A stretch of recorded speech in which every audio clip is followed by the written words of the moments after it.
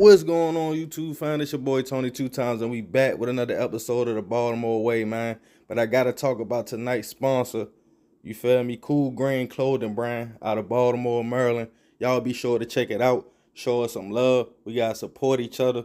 How many pair of Nikes you got? Come on now, we gotta do better. Go ahead and check out the nice sponsor. Let's get into it. Yeah, shout out my nigga Cool Green on the fit though. Got me drippy, you heard? Oh man, check out my man, yo, you feel me? Yo, be getting me right, you feel me? Big clothing for real, you feel me? Come with everything for real. I'm grabbing everything for my man, yo, you feel me? Shout out to my man, yo, you feel me? Support, you heard? Yes, sir. Cool Green right here, Sadie. Cool Green, you already know downtown Baltimore, that's where we at. You already know representing New York, Harlem shit right here, uptown. But we downtown right now. You see that? My man, yo, come and get my man Cool Green. Rock it, you see it. I'm gonna make it look good for niggas to get. Daddy, sales is going up today because of the Cool Greens. And I'm telling you, follow Cool Green Clothing. It's so important for us to support our entrepreneurs. There's so much talent in Baltimore. And as a creative entrepreneur myself, I know how hard it is. And I love to see just people going out there and going for their dreams. So let's get it. Bless up. Tonight, we're gonna talk about a young man that Baltimore City Police labeled as public enemy #1. We're gonna call him CW. But let's get right into it. In Baltimore, the police and news started a process in which they took certain incidents such as hits or licks in which for some reason they felt as though it was super bad to label suspects public enemy #1. Some cases seem a little more serious than others. This puts the community involved, and a lot of times cash rewards are handed out for information in which some people do tell what they know. I try to think about how I would feel if I was labeled public enemy #1 by my state. I know I'd be super paranoid, and more than likely I had to get out of there. For one young man, this would be the case. Only 18 at the time, CW wasn't a stranger to law enforcement. Being on probation for a blicky charge would start this journey. CW, just like any other 18-year-old, was just trying to find his way with a little bit of everything, including trapping. While on probation for the blicky, he would get caught up in the drug bust, in which luckily he was able to bail out for, but would face a probation violation, but was able to remain free for the time being.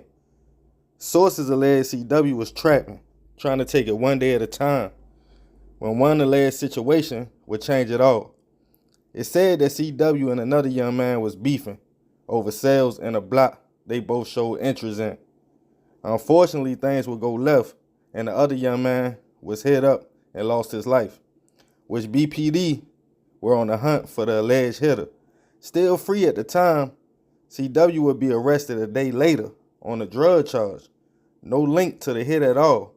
He bailed out on $50,000 and was released. As police was investigating the hit of the young man, CW's name kept popping up. In the neighborhood, police was furious. Being in their custody just days before, now he was free.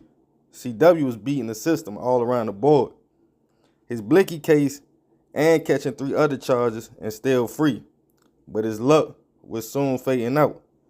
CW knew if he went to court, he would more than likely not see the streets again for a long time. After a no-show for the drug case, police would put out a warrant. Not just for not appearing in court, but also for the alleged hit. The news would jump in and interview the victim's grandmother. She pleaded with the alleged hitter to turn himself in, but CW wasn't nowhere to be found. Police was frustrated. Some sources say they had a vendetta against CW for not being convicted after almost 4 arrests. The neighborhood was starting to blame the system, feeling like they failed the community. So BPD listed CW as the new public enemy #1. Prosecutors and judges would even feud with each other, saying judges should deny bail, while CW was watching from afar. The picture was being painted he was a baby-faced assassin, alleging he was involved in more hits and attempts. The streets were on fire. And talking about being on the run, you gotta lay low and not contact even close family and friends. You never know who will turn you in for that reward money. CW was very aware of this, so he did the race and allegedly skipped states.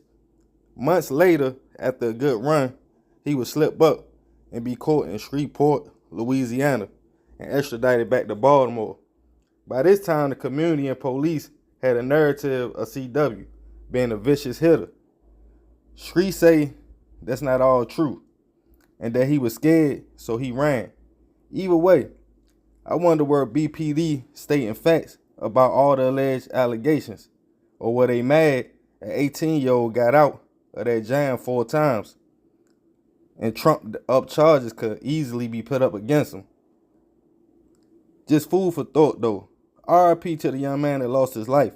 When police paint a picture of you, it's hard to combat that. I know many cases where I know for a fact a person really didn't do it, but got convicted. A lose-lose situation. But hey, that's the Baltimore way. Man, this is a crazy story. Little short story, but I felt like it was interesting because bro first got jammed up for a blicky. Once he got jammed up for the blicky, he got caught up like a month later for like something else, like a theft or something like that. So he got out of that situation. Then he got caught up on the drug charge. All this allegedly, you know what I mean? It's all alleged. Certain sources told me things, but you know how that go. But he never really said, and he kept bailing out. Now, from my experience, when you on parole and probation, if you get jammed up, if you catch a new charge, long as your PO don't catch that, you could probably beat them and get out. But if they put that hold on you, you're not going nowhere because that's a violation. So he was making out. Now, the last situation with the young man, it was alleged they was beefing over the block. You feel me? Things got out of hand and somebody got hit. But don't nobody know exactly who did it. You know what I mean? CW name came up in the situation. A lot of people was blaming bro. The young man was loved in the area. But man, like this public enemy #1 thing, my reason for doing this video is serious. Like some of these stories I'm reading, some of these dudes ain't really even do nothing that crazy. I feel like if that's the case back in the day, I probably would have been on that. I know a lot of dudes that probably would have been on that. So man, we gotta be careful because they using this as a narrative to give you more time. You gotta think. The media create the narrative. So if they create you as a horrible individual, as a straight hitter that don't care about life, then when you go to court and when you go to trial, that's how people gonna see you, man. But yeah, this is another episode of the Baltimore Way. Be sure to go check out tonight's sponsors. You feel me? Make sure to show them some love, you know what I mean? Got to, man. We gotta support each other. You feel me? I love y'all, fam. Be sure to check out the links in the description. I'm out.